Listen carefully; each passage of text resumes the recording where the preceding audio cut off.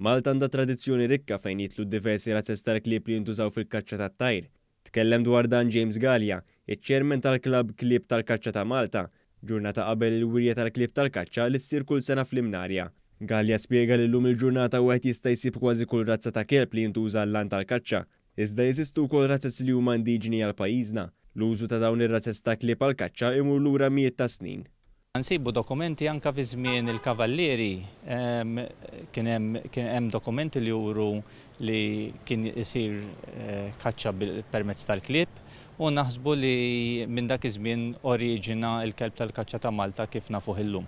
Żgur il-Pharaoh Hound li huwa l-kelb tal-fenek ilu jeżisti ħafna, probabbilment miż-żmien l-Eġizzi, u naħsbu li ovvjament ġie mill-diversi ċiviltajiet li invadew lil Malta, naħsbu li ġibuhom magħhom u definitivament ilhom jintużaw għal kaċċa tal-fenek minn dak iż-żmien.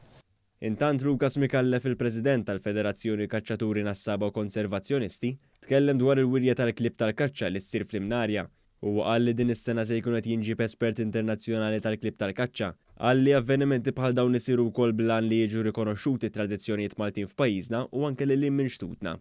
Tal-aħħar snin ħdimna ħafna biex nippromovu razza speċjalment tal-kelb tal-kaċċa ta' Malta, grazzi għax-xogħol siwi li qed jagħmel il-klabb tal-klieb tal-kaċċa ta' Malta li huwa fi ħdan parti mill-FKNK ukoll biex kemm jista' jkun nissalvagwardjaw ir-razza nqajmu aktar kuxjenza tar-razza mhux biss fuq livell nazzjonali ma wkoll fuq parametri internazzjonali u propju dak li huwa Malti m'għandna nkunu kburin bih u nippromovu aktar l-identità tagħna lil hemm mill-gżira tagħna.